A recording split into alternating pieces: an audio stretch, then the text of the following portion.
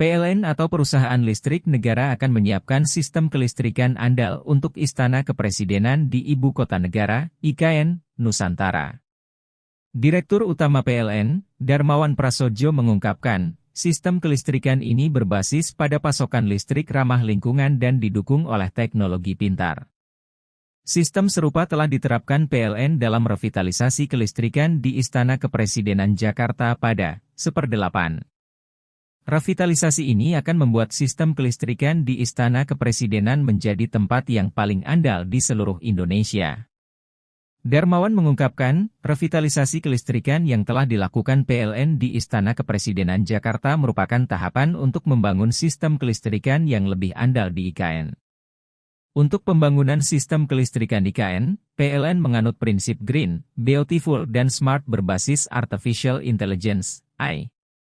PLN menyiapkan sistem kelistrikan modern yang terintegrasi untuk menjamin listrik yang andal tanpa kedip. Listrik untuk istana akan disuplai dari 4 gardu induk yang dibackup genset dengan kapasitas 4x 2000 kVA, dan uninterruptible power supply, UPS, 8x 400 kVA yang dapat beroperasi terus-menerus. Sedangkan untuk menjaga keindahan, peralatan yang berupa trafo, UPS serta genset akan ditanam di dalam tanah dengan kedalaman kurang lebih 10 meter, dan seluruh peralatan tersebut terjamin keamanannya.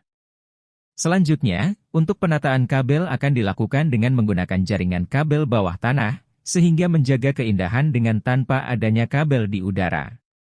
Selain itu, PLN juga siap membangun smart grid yang terintegrasi dengan control center dan Advanced Meter Infrastructure, AMI, untuk menghubungkan sistem kelistrikan Istana Kepresidenan IKN dengan sumber-sumber energi baru terbarukan, EBT.